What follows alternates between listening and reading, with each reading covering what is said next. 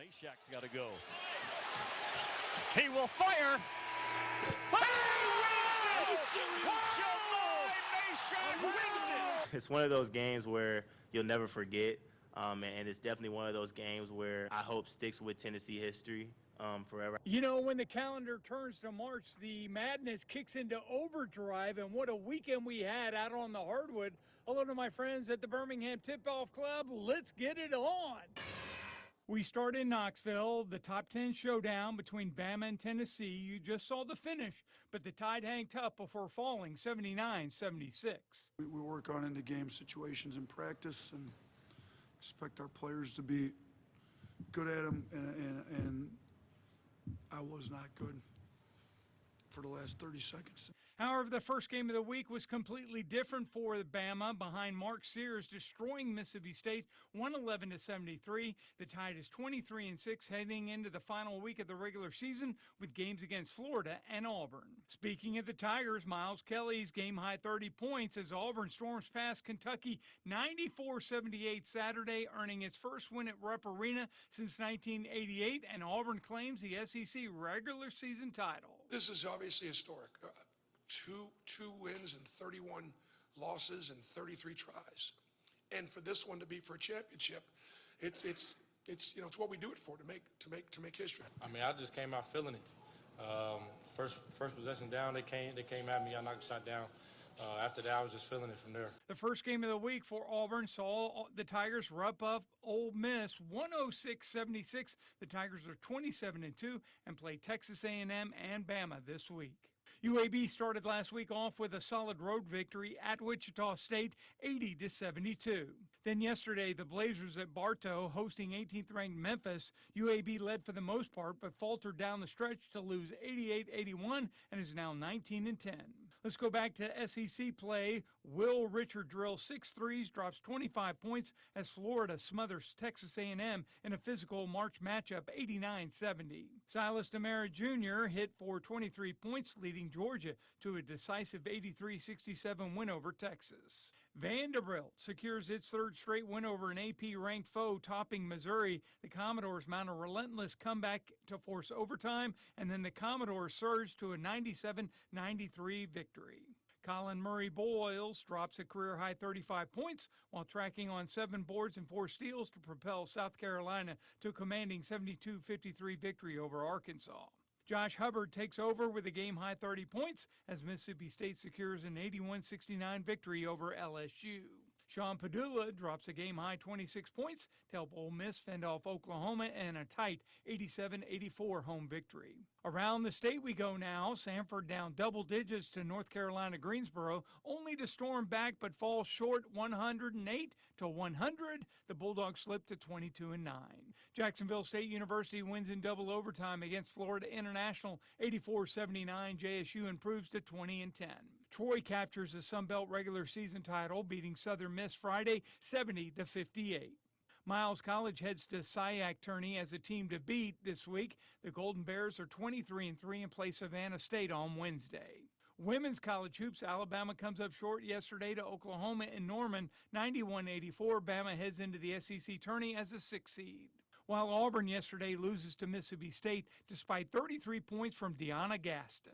Real quick at the state high school basketball tourney this past week. Congrats to Hoover boys and girls teams winning a state championship. For the Lady Bucks, it's their 5th straight title. In Class 6A, boys Paul Bryant beat Pinson Valley 66-54. The Stampede take top honors. And how about Spring Garden in girls 1A? 40 points from Bama signee Ace Austin as the Lady Panthers win a 3rd straight state championship. Fun stuff indeed. Enjoy today's meeting as March Madness is here all month long. We'll see you soon.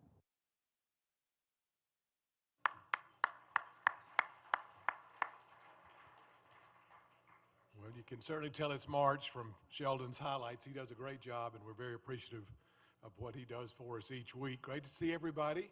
I want to welcome you to the March 3rd meeting of the Greater Birmingham Tip-Off Club. I sure hope you were here last week. We had Garth Glissman from the SEC office, Vice President of Men's Basketball, Associate Commissioner, and he talked to us about the SEC's remarkable and historic season, and also just about college athletics in general and men's basketball in the league. And actually, Garth is with us today, so let's stand up, Garth. Thank you again for last week.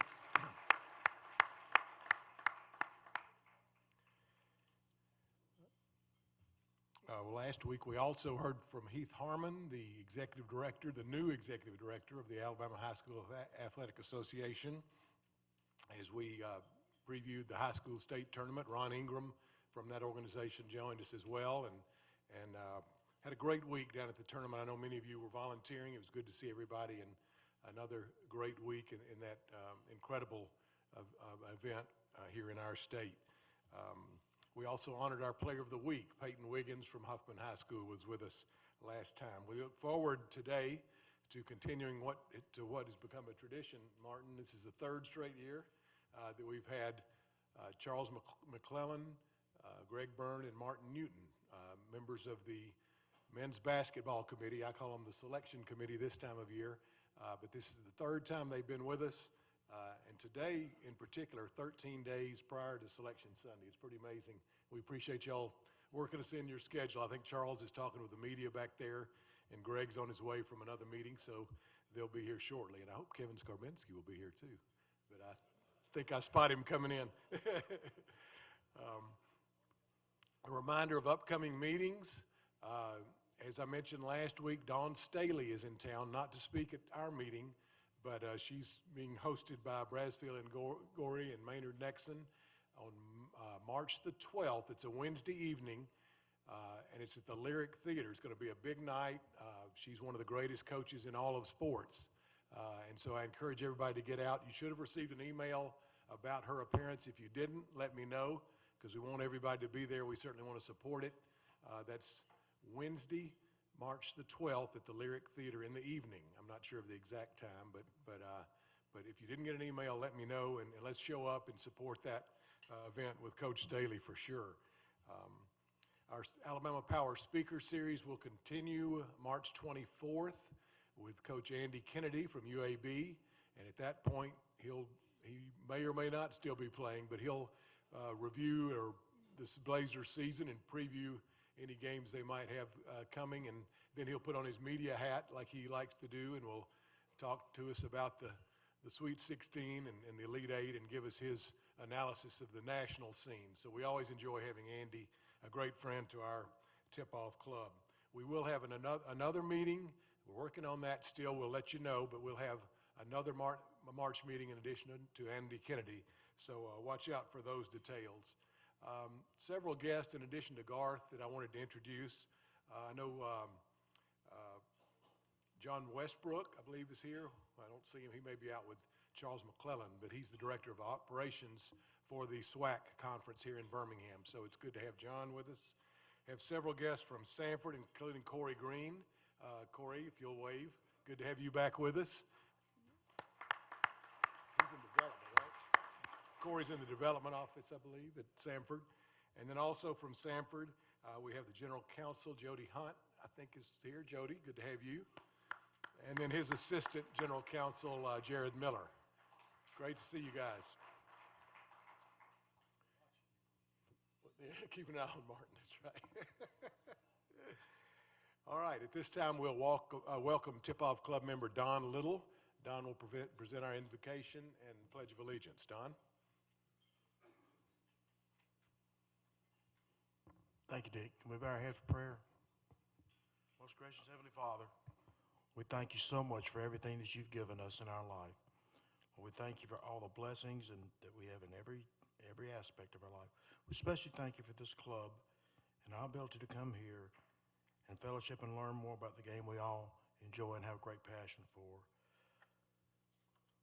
We thank you for all that you do for us in every way possible. We thank you for this meal.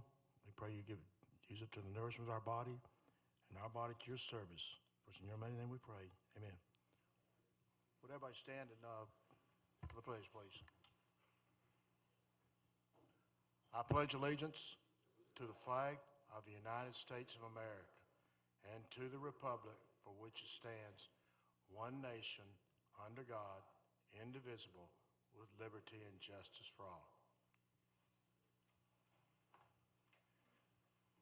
Thank you, Don. All right, Kevin, March is here. We're ready to hear what you have to say. Kevin Skarbinski, done a great job for us.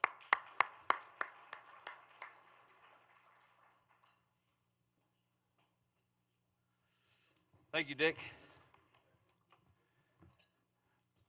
I only saw 42 basketball games in person over the last week, so I'll try to do better as we go forward. First of all, thank you to everyone from the Tip-Off Club who was at Legacy Arena, who kept me well supplied with popcorn and Coke during the week to keep my voice going strong, keep my energy up. I really, seriously do appreciate that. First of all, I wanted to share a little story with you. You know, I've been giving you a lot of numbers and stats, and I do have some more of those, but on Friday night, after the 4A Boys Championship game, and if you were fortunate enough to see that game, it was a terrific game.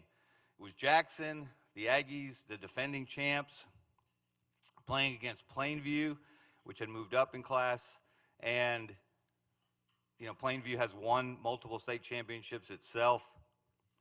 And it was an unbelievable game. Plainview was down by 9 points in the fourth quarter, came back to tie. The game went down to the wire. Each team had a chance to win in the fourth quarter. In that last minute, each team turned it over at least once. And then in the final seconds, Jackson, as a championship team should and would, they made a play, got a shot off, just beat the buzzer at the goal, and won the game 44-42. Plainview's coach, Cade Willingham, is so young, he played on their 2018 state championship team. He was devastated for his guys.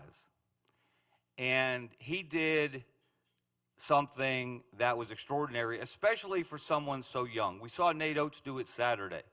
Take responsibility as a head coach, which we don't see enough in those settings. But this young man said, blame me. I should have done something differently. I could have done something differently. Don't blame these young men. They laid it all on the line. And I happened to see him. I didn't see him in the post-game press conference, but that was the last game of the day. So as we were about to leave the Civic Center, I saw Coach Willingham. And you guys know Chris Latch, of course, coached at Spain Park. He's now at Orange Beach. And I saw one of the most extraordinary exchanges I think I've ever seen between a veteran and a youngster, if you will. And you could still see the pain on Cade Willingham's face.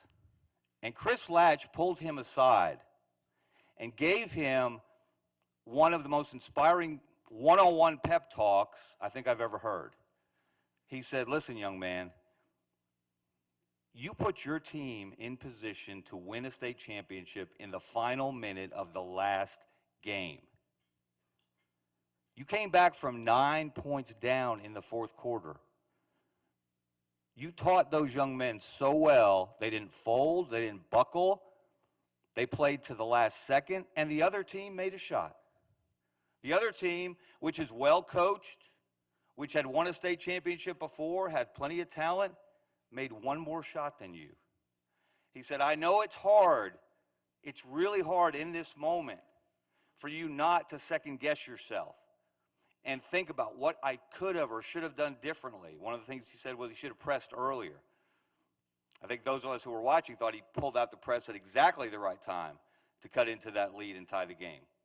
And that Chris Latch took the time and the initiative to do that, to try to lift up Cade Willingham when he was really, really down, just showed me this basketball community in this state is truly a community. It's people who compete as hard as possible on the court, from players and coaches to fans. But when it's over, we are all one big family. And I just wanted to share that with you because that was, I already had a great deal of respect for Chris Latch. It just went to another level witnessing that exchange. And I wanted to share it with you. We have not lost our distinction as the basketball state in the country, I'll share this with you quickly. These gentlemen know all about numbers and metrics and advanced statistics. Well, I've got some just basics. I'm not that deep mathematically, so I've got some basics. You take the 10 Division I teams in the state of Alabama. Their overall conference record at the moment is 119 and 50. Think about that. 119 and 50. That is a 704 winning percentage. And as I've shared with you before, that is number 3 in the country, and the only reason that we're number 3 is because Vermont, which is number 1, has only one team, which is 12 and 3, the University of Vermont, and New Mexico has only 2 Division I teams, and New Mexico's 15 and 3, and New Mexico State's 9 and 7. Of our 10 Division I teams, 9 have won at least 10 conference games. 9 are in the top 4 in their conference. And as Dick mentioned, it's March. This is the product of an entire season's body of work. 7 of the 10 have won 20 games. And UAB, Scotty, right there yesterday, right there. They've got 19. They will get to 20. So the incredible excellence across the board in this state in college, and I haven't even mentioned Miles in Division II and UAH in Division II. Who's the Division III team? Is it Huntington? Who's the Division III team?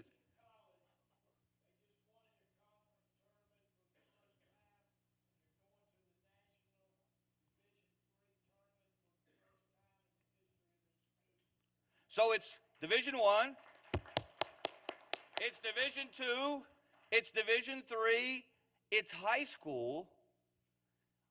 Think about this. On Friday, we had 3 individuals in 3 different games score 40 or more points in that high school tournament. Wade, have you ever seen anything like that?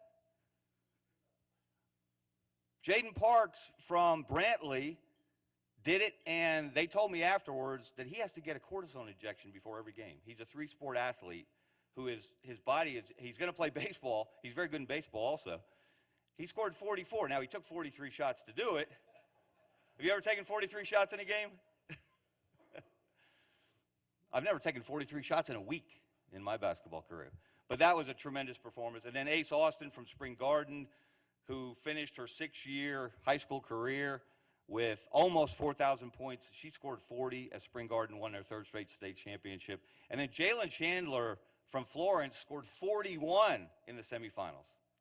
41. Pretty good. 3 40-point games. So the level of play that we saw, capped off by the Hoover boys, and I asked this question in my column today, and some of you, well, many of you go back farther than me. Looking at you, Coach Kennedy. And you would be well versed in discussing, are these Hoover boys, the first 7A team to go undefeated, 35-0, are they the best team in state history? I've heard tell, I was only 8 at the time and I lived in Pennsylvania, of a team in 1969 from Parker that included Wendell Hudson, future SEC Player of the Year at Alabama, and Alan Murphy, 3-time first-team all-conference player for Louisville on the same team. They won a state championship, the first integrated state championship in Alabama, 1969. That was obviously a tremendous team. John Carroll's teams, we could go on and on. Played on that 69 Parker team. You shared that with me. I didn't get that in the column today. Sorry, Coach.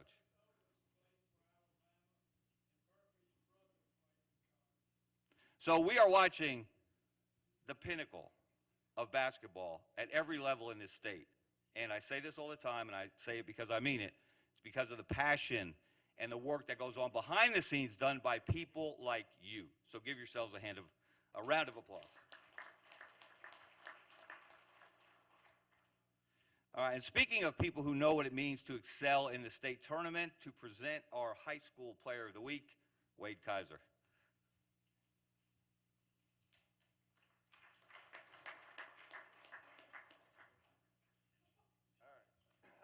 Player of the week this week is Jaden Williams from Ramsey. He's joined here today by his parents and his coach, Denton Johnson.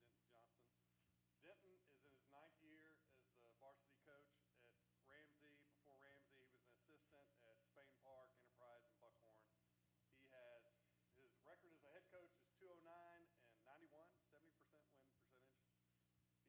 7 area championships in a row, 5 times to the Final Four, 2 times state runner-up in 2021, 2022.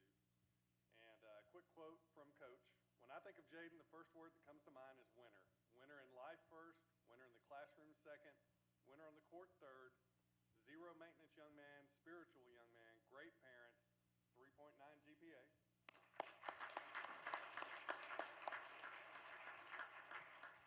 He's a leader on the court and off the court and has been an absolute pleasure to coach. And Jaden's 4 years at Ramsey, they're 102 and 34. They were area champs every year, regional champs twice, state runner-up, Final Four, Elite Eight, Sweet 16. He averaged 18.8 points this year as a senior, 6.7 rebounds, 3.4 assists, 2.7 steals, and 1.08 blocks a game. So did a little bit of everything. Career over 1,500 points, over 600 assists, over 800 rebounds, 258 steals. He signed a full scholarship to play Division I ball at Georgia Southern with Coach Charlie Henry, who was a former assistant of Nate Oates at Alabama. Your player of the week, Jaden Williams.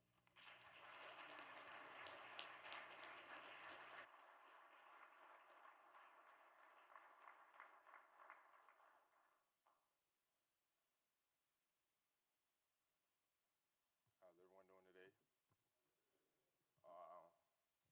First, I just want to thank God for, for letting me make it this far. I also want to thank my coaches, thank my parents for instilling greatness in me, and I want to thank the Birmingham Tip-Off Club for honoring me as a player of the week for this week.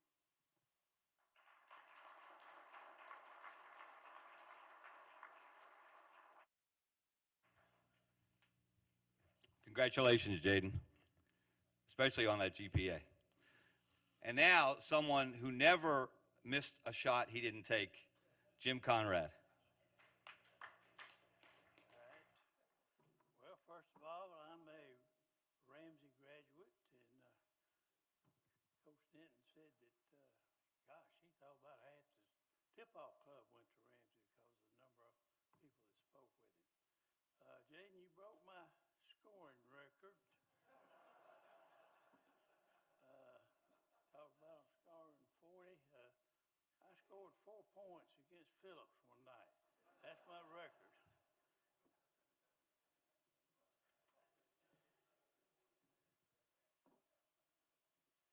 What was interesting to me is for the women's SEC tournament coming up, that Coach Sankey, Commissioner Sankey, had to flip a coin between South Carolina and Texas.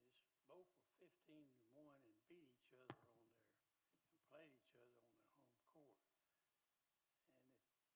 And the flip of the coin was on TV, SEC Network, and Commissioner Sankey said he'd practiced 2 hours flipping the coin so he wouldn't mess it up. And it was a flip like this. He caught it and turned it over and said, South Carolina. I never saw on the coin which side was which, but I'll trust Commissioner Sankey on that. All right.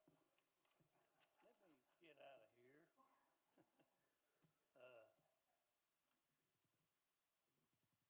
All right, once again, this week in our picks, we only had one person that was below 50%. So we're really having some good picks, and of course they get the brick that says congratulations. It's a nice brick to put on your desk. You can show it off. People will say, what is that? And you can make up whatever you want to. But anyway, our winner, or I never know whether it's winner of the brick or loser of the brick. But whoever, this is our low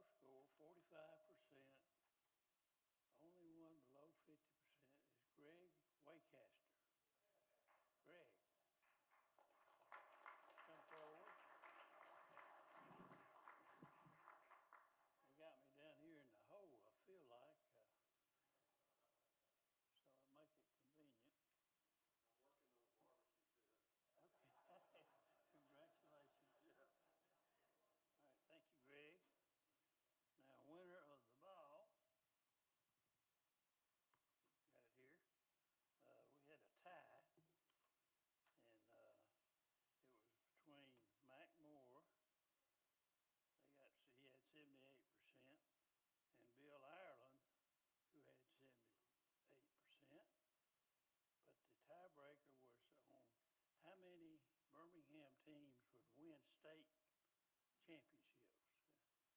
And the correct answer was 2, both Hoover, boys and girls. And that is Bill Ireland. Is Bill here? No. All right. Well, you got to be here.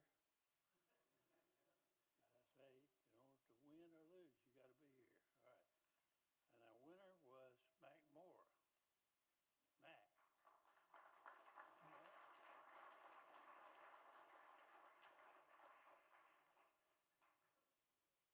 Mac is a frequent winner and loser. So. All right, Mac. I'm going to put it next to my Enron stock certificate. Mac, at the end of our session, if you'll go forward and get our signatures on there. Okay, that's it for me.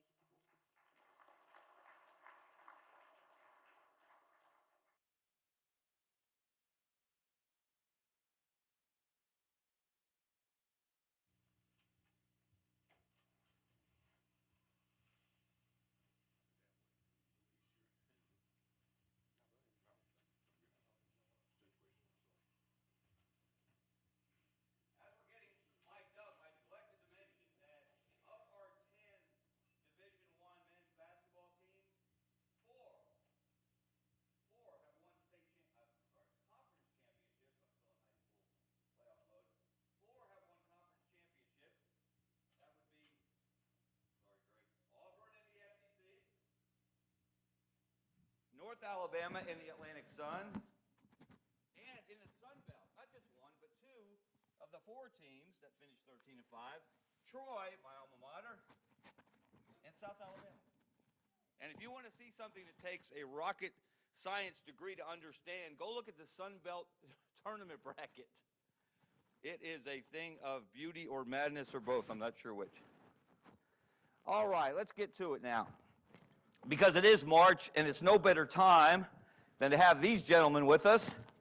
And, of course, you know them. We'll keep our introduction short and sweet. Dr. Charles McClelland, the immediate past chairman of the NCAA Division I Men's Basketball Committee, Dr. McClelland, and also chairman of the Southwestern Athletic Conference. Dr. McClelland, thank you for being with us. The athletics director at Samford University, Martin Newton, whose team had won 20 games for the 4th straight year. That's never happened before in Samford history. Martin, thank you for being with us. And the athletics director from the University of Alabama, Greg Byrne, whose team is tied for 2nd place in the SEC, has won 20 games again. That's become a standard there as well. And they will figure prominently, we believe, in March Madness. Greg, thank you for being with us.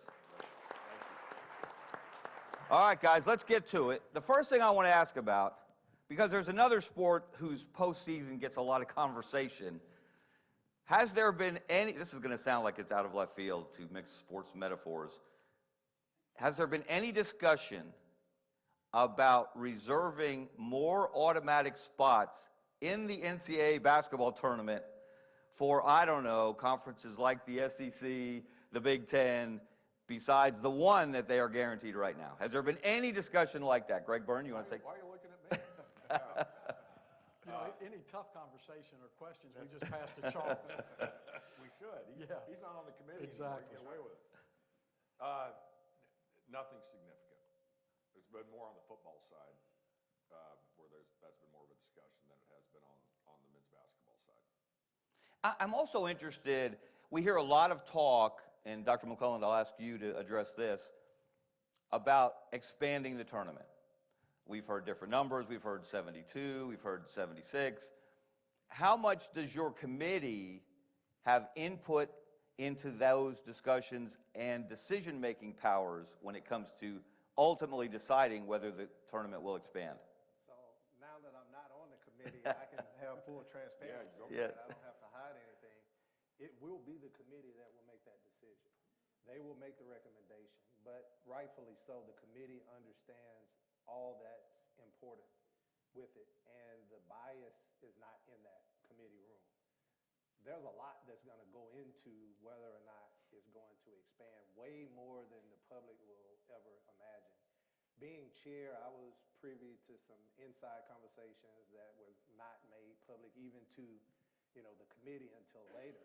And one of the bigger pieces of what they talked about was it's all gonna really come down to CBS Warner Brother Discovery and whether or not teams that are added to the tournament will be able to bring additional value. I think one of the things that's synonymous across the board is that individuals don't want the unit value to be diminished. You go back to the original question, I am a part of a Division I working group that's looking at the overall scope of what the NCAA is going to look like, whether or not additional slots, not just in basketball, but in all sports, will be allocated to the Autonomy 4. How will the NCAA look in the next 3 to 5 years with the settlement that's going to be, I'm sure is going to be written into law here in the next couple of weeks. And I can tell you that the NCAA is going to look vastly different in a year from now than what it looks today. And part of that discussion is going to be how do teams get into the tournament, how many slots are available, how AQs look, and what the unit value of those AQs. Revenue sharing is going to be key. And I can tell you from the mid-major programs to the autonomy programs, I think we all agree we have to give autonomy the opportunity to do the things that they need to do and to have the flexibility with rules, have the flexibility with all of the things that they need to have flexibility with, but also maintain the integrity of this NCAA structure, and we can do both. Now, Martin, there's been a lot. Can I jump in on that? Of course. What Charles talked about, in fact, I didn't even know you had that committee, so that's great. People just automatically say, well, let's just expand, right? And there is recognition of that. The one we talk about a lot, it's not basketball, but baseball. The year Ole Miss won the national championship a few years ago. They were the last team in, right? And so there is good reason at times to discuss that. In basketball, are there another 4 teams, 8 teams that could be added that you say, man, could they really win a national championship? That may be a bit of a stretch. What the other part too is that the 3 of us know well, and we know a lot better than before we were on the committee, the logistics of putting together the travel and everything for those teams is a real challenge. And one of my favorite lines is a quote from Teddy Roosevelt: "Comparison is the thief of joy." As soon as somebody gets something that another team doesn't, then the NCAA basketball committee, the tournament, is going to be criticized heavily on things sometimes you have absolutely no control over. And so I do think the idea of expansion is something that needs to be looked at, and at the same time too, it's just not as easy as hit the easy button and saying, boy, this is a good thing, let's make it happen. Martin, there's been a lot of conversation. Obviously, the season the Southeastern Conference is having may be unprecedented by any conference in memory or perhaps history. We've heard 11, 12, 13 possible teams from that conference. I think we may have discussed this before, but for you as an individual, when you don't look at the number of teams per conference. The committee, I understand, the committee does not look at the number of teams per conference. Is that correct? And how do you contrast that? I'll add the second part. How do you contrast that with the value of your performance in your conference and your conference's ranking among all conferences? Yeah, the committee's responsibility is to pick the best 37 at-large teams without conference affiliation. Conference affiliation really shouldn't matter. So we don't sit in the room and we talk about, well, the SEC's already got 8 in. We need to look at the Big Ten. Our job and what we're tasked to do is pick the best 37 at-large teams. Now that's changed. You remember it used to be that it was 36, but we lost the Pac-12, so now it's 37. So we really don't get in discussion about different conferences. Now what we do is we have conference monitors that will do a deep dive into those conferences. So for example, I'm the Big 12 conference monitor. Greg's the Big 10 conference monitor. I'm supposed to be the expert on the Big 12. So when there's a question that comes up about the Big 12, I can speak in fact about the Big 12, not opinion, but in fact, same thing with Greg with the Big 10. But again, our job is to pick the best 37. And it's going to be a challenge because you're going to have, especially, and I know Garth's here today, and I heard you did a great job last week. Tim Francis is still trying to get the answer to the question that he asked you last week. But, that's going to be a challenging league because you've got some teams that have losing records, and not just losing records, but significant losing records within conference, but had unbelievable non-conference resumes. They've got great wins against the bubble. They've got good nets. So that's going to be a challenge for the committee to look at all of the teams and to really weigh what teams make sense as one of those best 37. How difficult does it become then, Greg, once you settle on the field, the bracketing, the scheduling? I know there are principles that you follow as a committee on when teams can meet that have already met in the regular season. How much more challenging does it become if a conference, whether the SEC or whomever, has 10, 11, 12 teams in the field? Yeah, you can't follow the principle because it extends beyond that. Danny Gavitt, who runs men's basketball for the NCAA, he just talked about that yesterday. I saw it on D1 Ticker this morning. It becomes very challenging. So some of the principles will probably, depending how many, if it's the SEC, let's just say for discussion purposes, get in, some of those principles will probably have to be pushed to the limit or exceeded. And that's a good problem to have as a conference, right? And so that's one of the things as you go through this, the bracketing and such, we select the teams, and then there's some computer work that's done to help with seeding or putting the teams where they are and all those things, but the principles apply on every time. And things get moved around. One of the things, not to get ahead of it too much, but one of the things that I didn't appreciate until being on the committee was you go to bed Saturday night, usually really late, like 1 o'clock in the morning late. And you have 5 or 6, because there's usually another 5, 6 or 7 games on Sunday that are impacting the seeding for the tournament, or who gets in and who gets not, who doesn't get in. Last year, we had a lot of teams that we thought maybe were going to get in, but because of the upsets in some of the conference tournaments, those were bid stealers. And so you go to bed on Saturday night with all these different scenarios of what can happen, and then you watch those games with everybody else on Sunday, and then you got to adjust accordingly. And so that's as much of a discussion as far as how things change and how things look different than maybe what you're going to normally see. So right now, if I'm a team on the bubble, really on the edge, I don't want any upsets in the conference tournaments. Dr. McClellan, last summer, and I know this is beyond your tenure, but obviously you're well versed in this, the committee added 2 more metrics that it considers: wins above bubble and the Torvik T rank. First of all, can you explain, for those of us who are mathematically challenged, what those 2 metrics are and why we're... No. I can do wins against bubble. Okay. So easiest way for somebody with my brain power can say it, wins against bubble is like, how would you do against the other teams that are on that edge with the other bubble teams? And there's analytics to determine by really smart people on how that should be judged. And so there's a formula that gets done, and then it will go, Samford against Alabama, let's just say. If they're being compared on wins against bubble, that Samford's got a certain rating, Alabama's got another, and that's just another tool you have in your toolbox to help you navigate those really challenging decisions. The first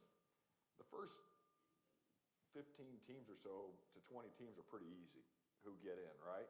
It's that last group that everybody's got their scars, and everybody's had an extra piece of cake at the dinner table that they shouldn't have had. So they've got their flaws in the comparisons, and you take it very seriously because the young men and if you're for the women's tournament, this may be their only chance to ever play in the tournament, and so you better be dialed in and paying attention and trying to do your very best to decipher what those decisions are, because that's their only chance, and you need to take that seriously.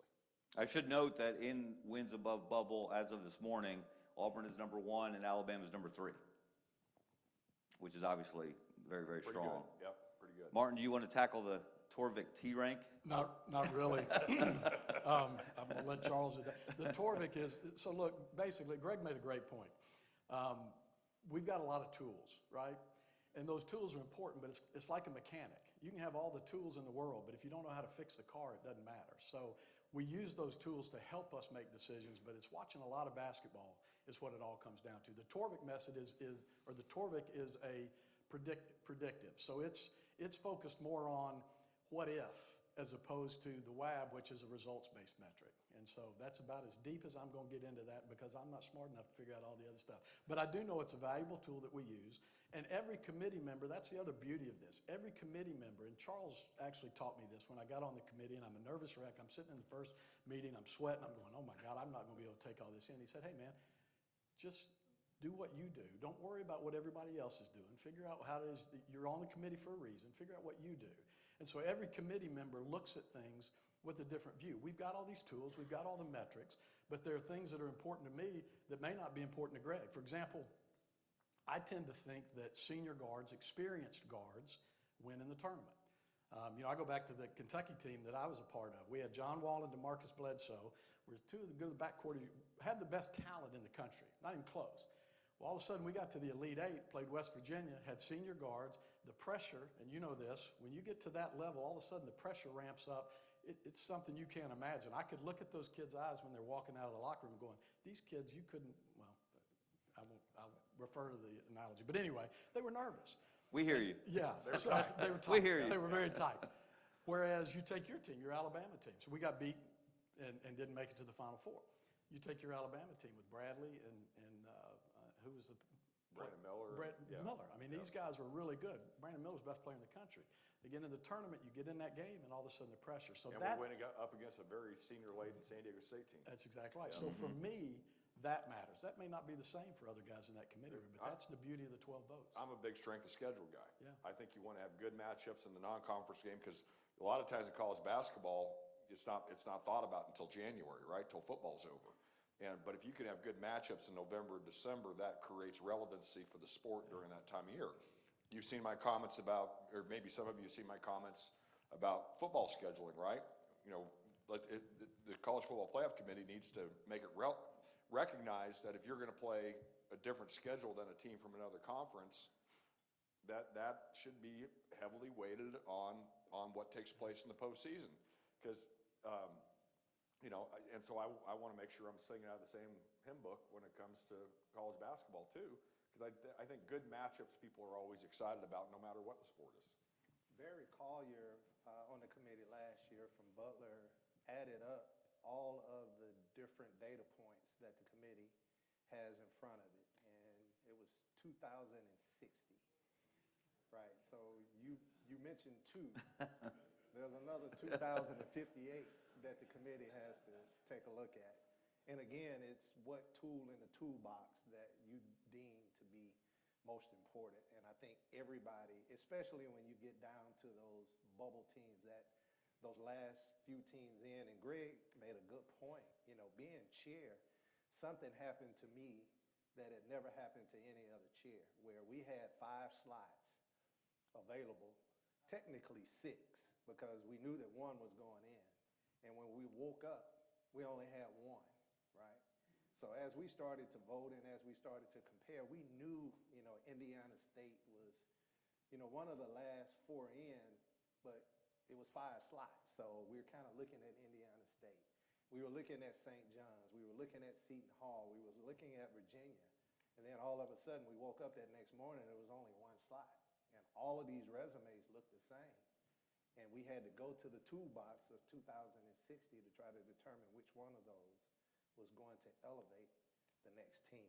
And I think that's what they are referencing. And sometimes fan bases and coaches too will just look and say, well, my net's better than this team's net. Well, again, that net is just one of them. Yeah. And again, I didn't understand that near as well as I do now 4 years later. Yeah, you can look at different metrics and scratch your head. I do that with BPI all the time. And is it correct that BPI, for example, in BPI, Auburn is number 3, Alabama is number 6. In Ken Pom, you talked about strength of schedule, Duke's net strength of schedule is 62nd, Auburn's is 1, yet in Ken Pom, Duke's 1, Auburn's 2.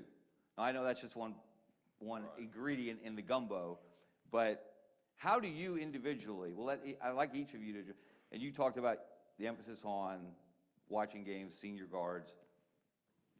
weigh all these metrics. You told us last year that you had your own, didn't you compile your own metric? The highly coveted burn rank. Yes. That our Have you analytics tweaked guys that for created. this year? What's that? Have you tweaked it for this year? No, not a lot. Not a lot. We, in fact, I think these tools, the two guys that I have involved, Brett McCracken and Kyle Vasey, who are really, really smart.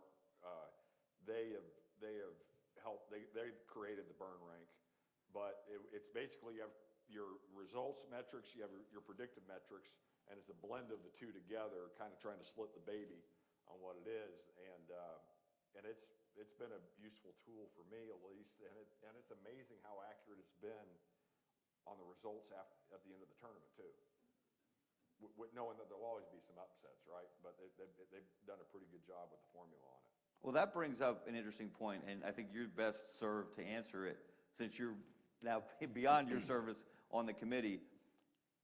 Do you look back after the tournament plays out? You look at the bracket that you guys put together and say, man, we were really smart on that one, or boy, we swung and missed on that one, based on tournament performance? Or do you have to remind people tournament performance is extraneous to choosing the teams that get into the tournament?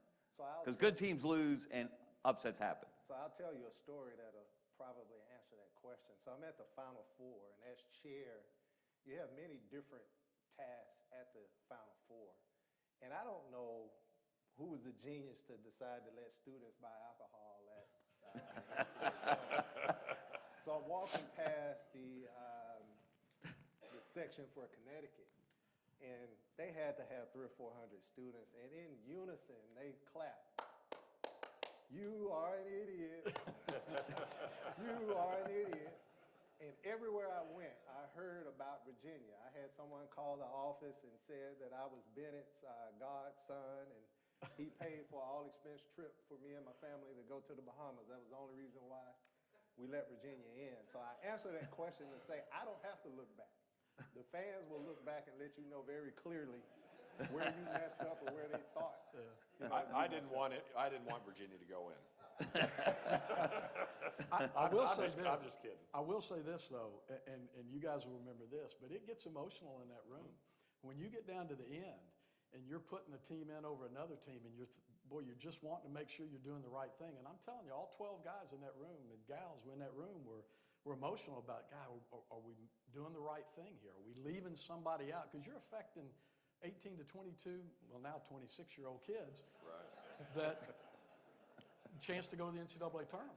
So it's serious decisions. And so we take it serious and we want to make sure we do it right, but it ain't never going to be perfect. Yeah, there wasn't a right answer last year, was there, Charles? No, it was not. But you do look back and you do compare and say how many number 1 seeds, number 2 seeds. You know, there's always going to be upsets. That's what makes this tournament great. But you do take a look back. But I can tell you, being chair, the fans you get a totally different perspective. They know who you are. Yeah, you're on CBS. Some takes pictures with you, some curse you out, some leave death threats in the office. I was telling the media before I walked in, a St. John's alum emailed me day before yesterday and said that I was a dope because I left St. John's out of the tournament last year. And I started to respond. I was like, Rick Pitino, 3 days before we voted, said that they weren't supposed to be in the tournament. But that didn't matter because St. John's fans felt like St. John was supposed to be in. But I thought there was a time frame when they were supposed to stop calling me and start calling me. At least you got it from a fan. I got it from Rick 3 days after the tournament that I was an idiot. Now, I know, again, we've been told that this doesn't happen, but I'll let you guys confirm that. If, for example, Auburn's a 1 seed, Alabama's a 1 seed, I think I speak for everyone in this room and all across the state that if that happens, we want to see them in regions where they cannot meet until the national championship game. You don't think about things like that, or do you? No, you don't. No. Okay, is the media here? Other than me? Houston Kennedy is, though, so that's mine as well. All right. So I'll tell you a story last year that cracked, but this is off the record, okay? No message boards, no Twitter. We good with that? Okay. Yeah, So right. I know there may have been somebody in the state that made a backhanded accusation that when our friends on the plains got sent to Spokane, that I was on the committee. And so I got exposed, and it's true. But I covered it up by sending Alabama to Spokane too. So you go by what the protocols are of the committee, and that's where it shakes out. I remember the year before when we were the #1 overall seed, and I'm sitting in the room, and Auburn shows up on the screen coming to Birmingham. Like, God dang it! Our fans are all going to think that I, allowed that to happen. When in reality, Hollywood had as much ability to influence that as I did, and so that's just where we are with those things. And but that also makes it fun and interesting too. Yeah, but you got to go to another site. I had to be the site That's rep in true. Birmingham Yeah. with Alabama as a Kel- 1 seed, Kelvin Houston is a Sampson. 1 seed, and Auburn is a 9 seed. And remember. So Oh, listen how trust this me, I goes. remember. I still have nightmares about it. And so Martin earned the stripes on that. Yeah. His free pay for working on the committee, he earned it on that one. But that one, we go to outside of Indianapolis, and we're sitting there, and Houston's going there, and I remember raising my hand and saying, man, is that what Houston wanted? Because if you're a #1 seed, you can make your request. That doesn't mean it's guaranteed, except for the #1 overall, right? That's right. Correct. And so I remember thinking, if I'm Houston, I don't want to be in there with Alabama and Auburn. And we went and looked, and it's like, yeah, that's what they requested. So that's where Houston ended up coming. They came here because of their request, because I remember we talked about how far is Denver compared to Birmingham for Houston, and Birmingham was quite a bit closer. Yeah, and keep in mind the principles that they operate under. And that is, first of all, you don't know who's going where realistically until the bracket is either complete or almost complete. And when we bracket on regional play. We bracket on the Sweet 16. So the first game and the second game in the tournament, that's not what the bracketing principle says. You're bracketing in regions, north, west, south, east, northeast, whatever the, You got west.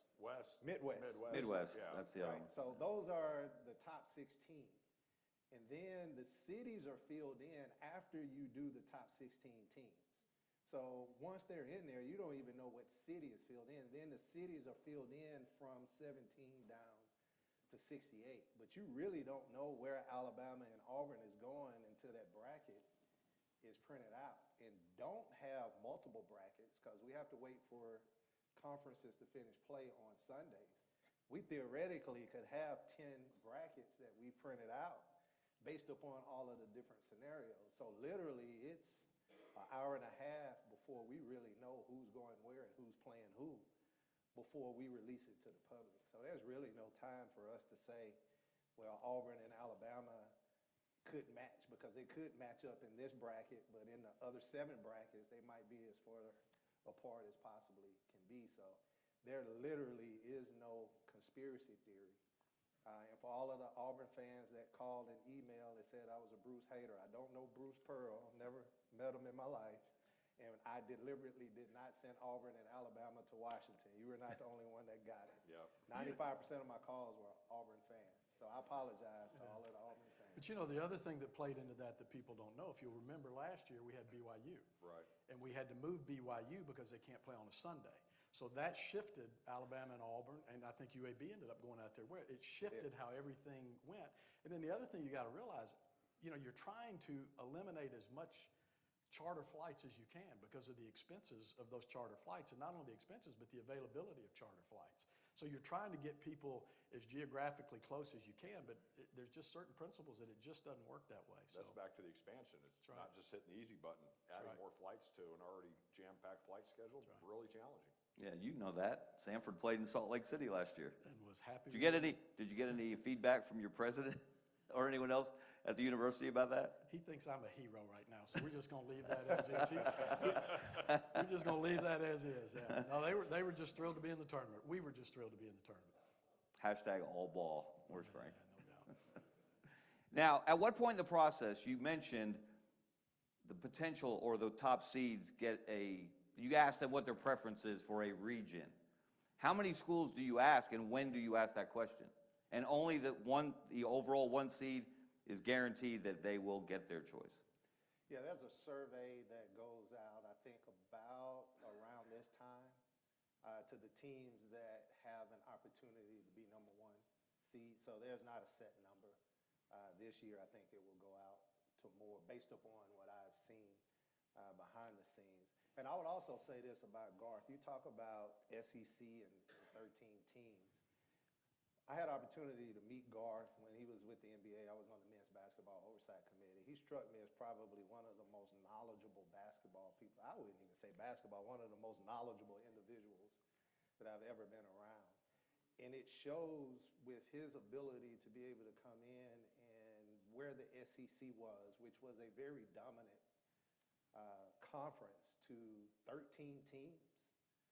And his job, his role, his responsibility is key. So it's about who you play. It's about where you play.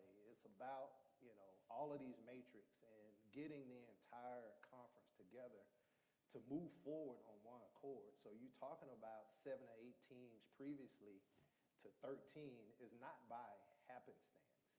And I just think I wanted just to say publicly, don't underestimate the role and the responsibilities of what he's done in his conference and what those other roles in those other conferences are attaining to be. What has happened with the SEC is significant. And it's going to be some matchups in the SEC that's going to happen way before the time that they are supposed to happen. But that's the beauty of this basketball tournament. To win the SEC this year means that you are one of the best teams. And I'm just predicting, but you're probably going to see a minimum of 2, probably 3 SEC teams on that number 1 seed line, which is going to be unprecedented. Yeah, it's actually happened one time where there have been 3 from the same conference. It was the very first year of the 64-team tournament, 1985, 3 from the Big East. Georgetown, St. John's, and the team no one thought would win it, that ended up winning it, Villanova, of course, with Rolly Massimino. For you guys, you two that are still on the committee, let me ask you, do you value, we used to hear about final 10 games, final 12 games, how a team is playing now as opposed to how they played in November, any more than the overall? We've heard committee members say games in November count just as much as games in March. How do you two approach that? For me, it's the body of work. And now what does play a big deal is injuries. So we need to be very well versed on injuries and where, teams have, like Kentucky right now, they lost their shooter. He's going to be out for the rest of the season. That's going to play into this. So that's going to affect their last 5 games, 7 games, 10 games, whatever it may be. But to me, it goes back to what Greg talked about earlier, is that strength of schedule. And are you willing to play people? And you can't take a game that happened in December and weigh it different as a game that happened in February or March. They're all the body of work. And I think that's what we're charged as a committee, is to look at the entire body of work. Yeah, and I agree with everything you said, and taking one sidestep on it. Being the primary for the Big Ten, I'm not going to name the school, but there's one school that has their non-conference strength of schedule in the high 200s, and it's been in the low 300s at times. I mean, they didn't play anybody, right? And some, like Oklahoma last year, or 2 years ago, that blends together for me now. They had a weak non-conference strength of schedule, but they had scheduled USC, they had scheduled 2 or 3 other teams that historically had pretty good programs or good name brands, but they just had a bad year. And so you can think about that, okay, at least there was an intent to. But when you see a team and their seeding, and you start talking about where they stack up, it's hard not to penalize the team even though they're pretty good. However, the challenge is, let's say let's say this Big Ten team goes and gets paired up against a good UCLA team. They're even though they're in the same conference, that's a bad example. A really good St. John's team. And St. John's ends up playing this team earlier than what they probably would have normally. That's probably not fair to St. John's. So that's a tough formula to come up with to where you're pushing strength of schedule. To me, I actually think it's on the strength of schedule standpoint, when you got those last 4 or 5 teams that you're debating about trying to get in, who's not, that's to me where it should be really weighed even more heavily to say, hey, they didn't play anybody non-conference, and this team that we're going up against played 3 or 4 quality non-conference games, and you can see it in the strength of schedule rating from a non-conference standpoint. That should be rewarded in my point. So it's something that but just like everything else, there's always not a great answer to everything.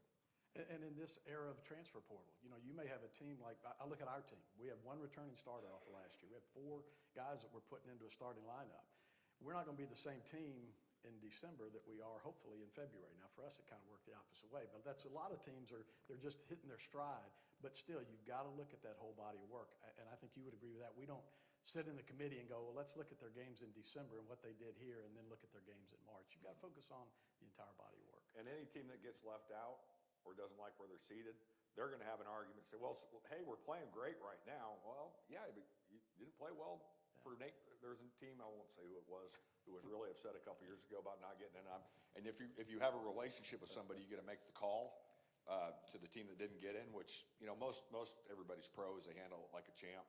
But I called this AD, who I've known forever, and he was not happy, and he told me exactly what he thought about it. And he was saying, well, we had won, we made it all the way to this and that and this. And I said, you lost 8 games in a row in January. Well, that doesn't count. Yeah, it does. It's all part of it. It's all part of it. Has conference expansion made the committee's job more difficult? Because obviously with the expanded conferences, you have unbalanced schedules even within the SEC, the Big Ten, et cetera, et cetera. Absolutely, it has. Yeah, it's really challenging because now that expert, that conference monitor, has really got to be able. One of the questions that gets asked a lot was, where was their schedule related to this team in their league? So it makes a huge difference. And then again, we talked about, you're going to have teams right now that are in the tournament or firmly on the bubble in the tournament that have losing conference records. And there is no policy or anything that says, well, if you've got to have at least a 500 record in the conference. There is not. But that doesn't mean that they're not necessarily one of the best 37. I go back to what I said, one of the best 37 teams in the country. And that's where it's going to really be challenging, I think, for the committee this year. He had the bid steals. He had 5 of them last year. We're going to have just a mess with these mega conferences that have really good teams but really poor conference records. Well, I'm sure everyone out here has some questions for you guys, so let's turn it over. I see hands shooting up already, so let's go to the audience. To Dr. McClellan's point about upsets will happen, we all get that, but when a 1, 2, or 3, or 4 seed loses their first game, that's not an upset, that's bad seeding. All due respect. So, it seems to many of us that when those mistakes are made, it's because of Blue Bloods brand names. How would you address that? Does it exist today or not? There's a team now being coached by a coach who has now led 5 separate colleges to a conference championship. That's Blue Blood. And he deserves to be seated fairly. But to the extent that you oversee certain teams, how do you address that?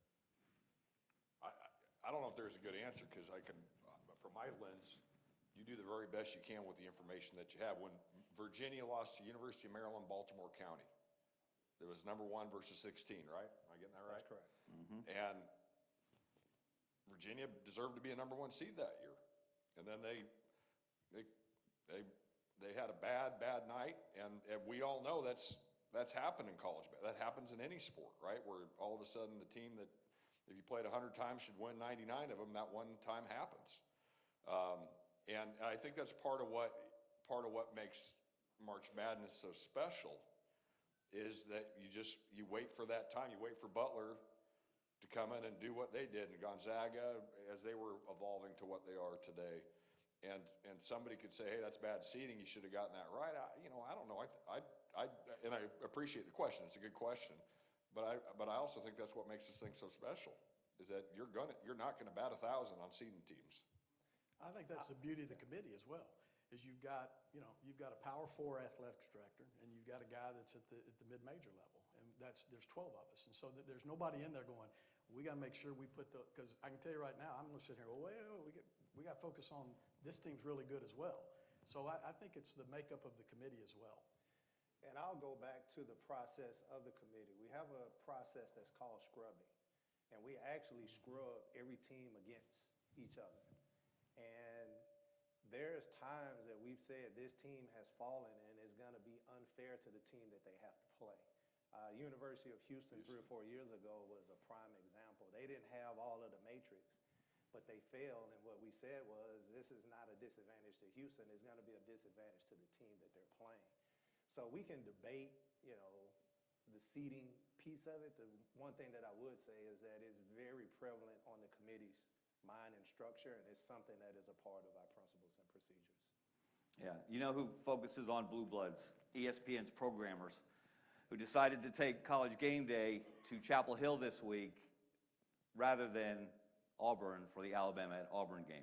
And the Auburn fans out there appreciate you not saying the word Yale. Yes, sir. Yeah. You're talking about teams that have injuries at the end of the year, changing situations. Why, when you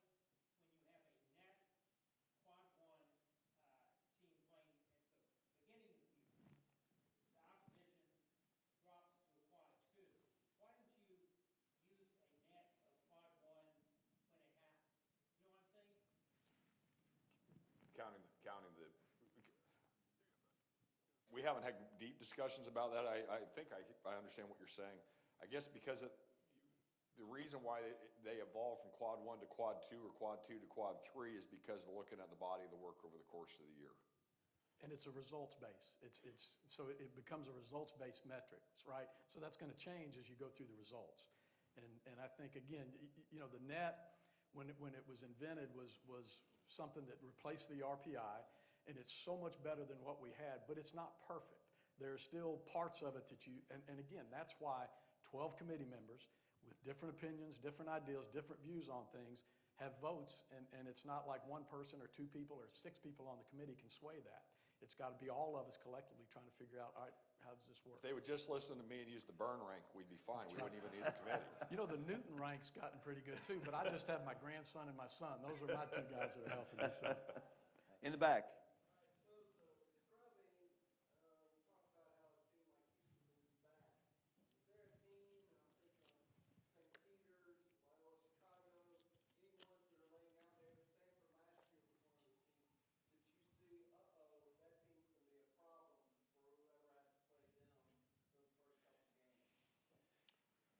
Talked about, remember Furman we talked about?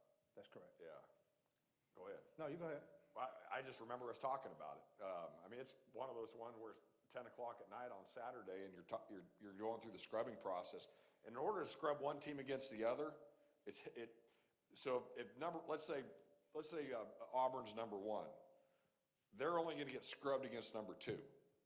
Okay, if number 2 doesn't pass number 1, then the 3 isn't going to be scrubbed against 1. Does that make sense? So if Auburn goes from 1 to 2, then they're going to be scrubbed against 3. If they drop to 3, then they're going to be scrubbed against 4. And then if 4 jumps to 3, then they're going to be scrubbed against the number 2. Now that's how the scrubbing process works. So like St. Peter's a couple years ago. One of the things I always remember in my time on the committee, that was I think my 2nd year.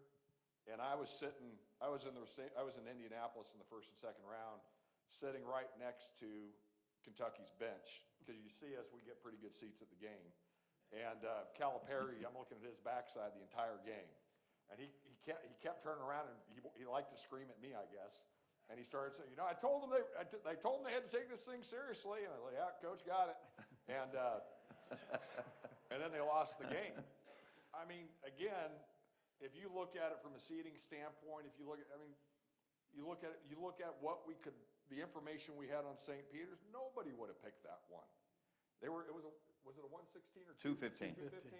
I mean, and when you're at 15, 16, again, you're comparing who gets in there last, and comparing a 15 to a 16 is really tough too, because St. Peter's body work over the course of the year, you just don't have that information to say, man, they're going to match up really well against Kentucky, and man, they may beat them. But again, that's what makes March Madness so special. Yeah, and to his point, just a brief add-on, we scrub 67, 68, 65, Right. 55, the same way we scrub 1, 2, 3, right? So if he brought up Furman, we could see that that was a really, really good team. And they actually moved up outside of the matrix because we said if we put them where they fell originally, they're going to be a much more difficult matchup than they're supposed to be. And they actually moved up the ranking outside of win-loss, net ranking, BPI. So we do have that ability to take a look at it and we didn't necessarily know who Furman was going to play. We knew that at this position they were going to play this seed and understood that that was going to be an imbalanced structure for the higher seed. Chris? Comment on last year, was NC State, they did Steeler, was the Final Four? Yes. They were. I was just thinking about that. And then conference tournament, I think it comes up every year when y'all present, or in this room. Remind us the impact of that. Like Alabama's had a harder, will have a harder week this week than maybe the whole month of March. What is the conference tournament? I know you have to wait till Sunday, like you said, but then what does Friday and Saturday of the conference tournament do to anybody, or especially those higher seeds? In my opinion, it depends on the team. So if you're talking about Alabama, they're going to be playing, in my opinion, for seeding. They're playing for the number 1 seed. They're squarely into the tournament. They're playing to see if they can elevate to a number 1 seed. If Alabama wins the SEC tournament, I guarantee you, close their ears over there. There will be a number 1 seed. If they lose in the first round, Greg, again, close your ears. It could go from a number 1 seed to a number 3 seed, depending on where they are. Again, all of the information that they talked about isn't the entirety of the season, but the question is always asked, well, why is the tournament important? They are squarely into the tournament, but there's still games to play. They still have some quad 1 opportunities. If they beat Auburn, if they beat Tennessee, they beat Kentucky and win the SEC championship, they could go from a 3 seed to a 1 seed very quickly. There are others that are playing themselves into the tournament. And then there could be others that have just played themselves out of the tournament. So tournaments are important. They're not overlooked. But there are some teams that have lost early on in the tournament that still maintain that number 1 seed, again, because of the entire body of work. So it really just depends on which team you're talking about. Auburn's going to, I mean, I'm saying this is the AD at Alabama, right? But with my committee hat on, it's going to be hard for Auburn not to be the number 1 overall seed right now, where we are. I mean, that's just reality. And, you know, people talked about the game on Saturday, which we obviously, you know, we had a tough last minute of the game, okay? We lost the game. We lost on a 3-pointer on a road game, quad 1 game. You're gonna, is that impact it? Yes, because the margin for error for a number 1 seed is so small. But at the same time too, if that game would have been played in December, back to looking at the entire body of work, most people right now would be saying, oh, well, hey, that was, you know, that was December, this is now. It would have counted the same in December as it does right now. That is something that all of a sudden, we got the Gators on Wednesday. That's a really big game. They're really good. If we're fortunate enough to find a way to win that one, that's going to count. That's going to count and help them determine whether Alabama's a number 1 seed or not, which that's one of the things that, like, every time Alabama gets talked about, I have to leave the room, right? I can't be in there. Stanford gets talked about, Martin leaves the room. I don't leave quite as much as he does. You don't want, there's a guy on the committee that's been with us Martin's 1 year behind me, who I love. He's a great guy. No media here, okay, right? Mark Coyle, the 80 at Minnesota, is a great dude. I love Mark Coyle. He hadn't had to leave the room 1 time because he hadn't been in the tournament, right? So you'd much rather get told by the chair to say, hey, Greg, you got to leave here for a little bit. You know, one of the reporters asked me, what could Seton Hall have done to get into the tournament? And my response was the same. They needed to win games. playing in the tournament gives you that opportunity. That's what the tournament is all about. In order to improve, get into the tournament, you have to play and win games. I think the question this year could be, if you've got the SEC, how important is that? You're a top 2 or 3 seed. How far do I want to go in the tournament? It's going to be a grind, right? You've just come off arguably the toughest conference schedule in the history of the Southeastern Conference, or you could take the Big Ten, or you could take the Big 12. How far do you really want to go in the tournament if you know you're already in the tournament? Or do you say, you know what, maybe we need to get beat in the semifinals and get a couple days extra rest, get guys healthy? So if I'm an AD at a big-time school, those are the things that I'm having conversations with my coaches about. Was that? Have you ever met Nate Oates? Yeah, I've met Nate Oates. I was going to ask, did you discuss that plan with Nate last year to leave Nashville early so you could get to the Final Four? Yeah, the Lakers wouldn't play us this year, so that's why we didn't play them. I mean, we'll play. Nate wants to play. Maybe 1 or 2 more. Coach Kennedy. Players win games, not seeding. Number 2, we really appreciate the job you do. And Martin, my middle name's Las Vegas. Whatever's said in this room stays in this room. Coach, hold on a second.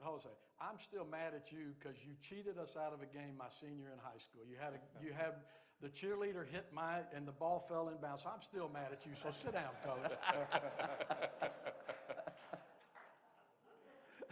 I didn't say walk closer. I said sit down, Coach.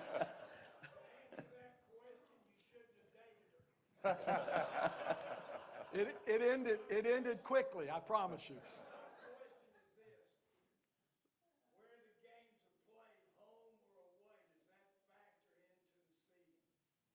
It factors into the net. Yeah. Absolutely. Yeah, absolutely. Talking about teams, Kansas, for instance, team was number 1. Preseason. And how they slid down. Perfect example would be where they're going to be, who they draw. The other team up there is going to be not happy, I would assume. That's fair. What we were just saying. Yeah. As far as what the name is on the jersey, no doubt about it. And are they talented? No doubt about it. And but you look at their body of work for this year, they've struggled, right? And so what you just hope if you're the team that gets them in their draw is like, man, I hope it's the Kansas team that's played most of this year, and not the one that has the ability of what you think they do. That's why BPI is flawed, personal opinion, because they consider preseason opinions, preseason rankings. So does That's Ken part Palm. of their. So does Ken So Palm. does Ken Palm. Yep. What are the guiding principles in terms of teams within the same conference playing each other, which I know is much more of a challenge now? It's always an attorney that asks the tough question. Yeah, I know. 11 seed from the same conference, but not a 3 and a 6. Do you remember that off the top of your head? Yeah, so it's based upon how many times you've met in the regular season. So if you've met 3 times, you cannot meet any sooner than the Sweet 16. If it's 2 times, I think it's the round before. But the key is 3. If you're in the conference, if you played 3 times, you can't meet any sooner than the Sweet 16. And that's going to be an issue this year if you have 13 SEC teams in. The neat thing, Clayton, is they've got this software that they use that literally plugs the teams in. And if there's an issue, and they try to go by distance, right? But if there's an issue, it'll red flag it. And then you got to go back and go, okay, well, let's move them over here. Maybe we need, and sometimes you've got to make sure you get those top 4 seed lines right. And then you try to balance each one of those, have a certain number that's balanced so that you know that those regions are as balanced as they can be. But it's going to be, as Dr. McClellan said, it's going to be a challenge this year. Let's take one more. So you mentioned earlier emotion in the room with the committee members. Take us inside the room, and when it comes down to an issue, is there advocacy? It comes down to 2 people advocating and people listening and going back and forth.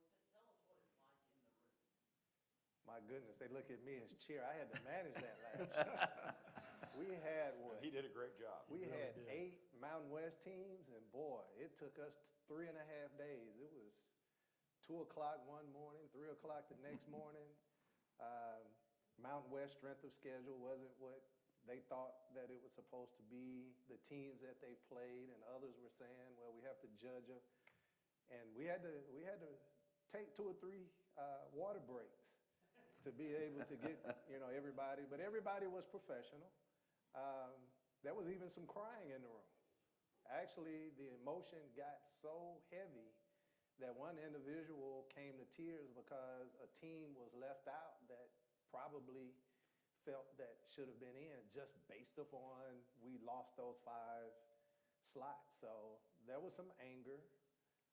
But, I've never seen a group of people, when you say free beer afterwards, they were all back on the same page almost instantaneously. I noticed you said afterwards. Yeah, right. That happens after, right? There's disagreement in the room, but and this was something I was worried about, especially coming in as a mid-major guy. But the amount of respect that each other has in that room, it doesn't matter what school you're from, what level you're from. The amount of respect that everybody has and shows each other is really remarkable. And I'll be honest with you, that was a surprise for me. I thought, yeah, we're going to get in here and the Power 4 guys are going to kind of control everything. And that's not the case. My voice is heard just as much as Greg's voice is heard, and that we may disagree on some things, but again, that level of respect. And then, yeah, once the ice cream flows afterwards, we're all good again. But everybody expresses their opinion, and you would think that it would be somewhat biased, but it's not. It's not. It's not the Power 4 advocating for the other Power 4 conferences. It's really advocating about getting the best 36, now 37 teams.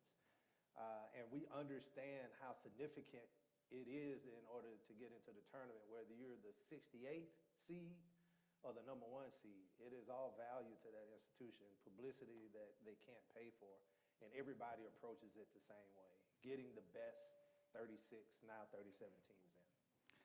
Dr. Charles McClelland, Martin Newton, Greg Byrne, thank you so much for being back with us again. And I think I speak for all of us when I say we are so glad that not a basketball state, but the basketball state in the United States of America is so well represented on the Division I Men's Basketball Committee. Gentlemen, thank you again. Thanks. Appreciate it.